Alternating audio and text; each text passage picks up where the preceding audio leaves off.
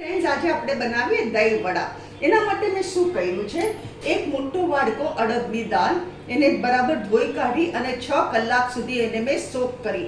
પછી એમાં મેં શું કર્યું, 2 ઇંચ જેટલો મોટો ટુકડો આદુનો અને 3 લીલા મરચાં લાઇટ ગ્રીન કલરના, અને એ અડદની દાળ નિતારીને અને એમાં સાદું પાણી જોઈતું પ્રમાણે નાખ્યું ને આવું મેં બાટર બનાવ્યું. આમાં આદુ છે, લીલા મરચાં છે, અને બીજું મેં શું કર્યું, પીસાઈ ગયું ને એટલે એમાં મીઠું નાખ્યું, ચપટીક સોડા નાખ્યું અને 1 ટીસ્પૂન ગરમ તેલ નાખ્યું, એટલે આપણા વડા એકબીજાને ચોટે નહીં. અહીંયા મેં તેલ ગરમ કરવા મૂક્યું છે. આ નાના વડા ઉતારવાના.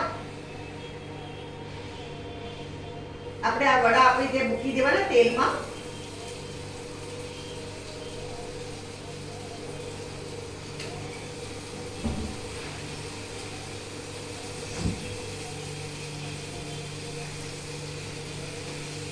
આ બહુ સરસ લાગે. આ થઈ જાય ને, આપણે એકદમ તલાઈ જાય ને એટલે આ ઠંડા પાણીમાં આપણે નાખી દેવાના અને 10 મિનિટ સુધી ઠંડા પાણીમાં એને સોક કરવાના. મેં એક બેચ ઓલરેડી બનાવી રાખ્યો છે. આ છે આપણા દહીં વડા. આને મેં પાણીમાં 10 મિનિટ સુધી ઠંડા પાણીમાં સોક કર્યા અને નિતારીને આવી રીતે નાખ્યા. હવે આપણે આમાં મસાલો કરીએ. આમાં મસાલો શું આવશે, પહેલા આપણે દહીં નાખવાનું ઉપર. આ દહીંમાં મેં શું કર્યું છે, સાકર અને મીઠું નાખીને ઝેરી કાઢ્યું છે. સાકર અને મીઠું નાખીને ઝેરી કાઢ્યું છે અને એકદમ એને ઠંડુ કરવા મૂકી દીધેલું. આમાં આપણે સૌથી પહેલા દહીં નાખવાનું.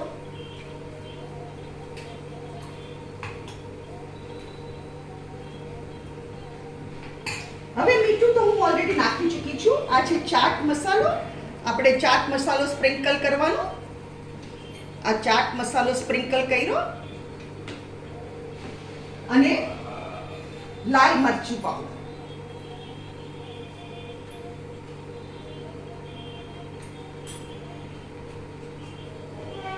ફ્રેન્ડ્સ, આ છે આપણા આજના દહીં વડા. અગર તમને મારી રેસીપી પસંદ આવે તો કમેન્ટમાં જરૂરથી લખો અને તમે બી બનાવો. અને 1 મિનિટ આપણે આ ચાખી જોઈએ. સોફ્ટ દહીં વડા જુઓ કેટલા સોફ્ટ થયા છે.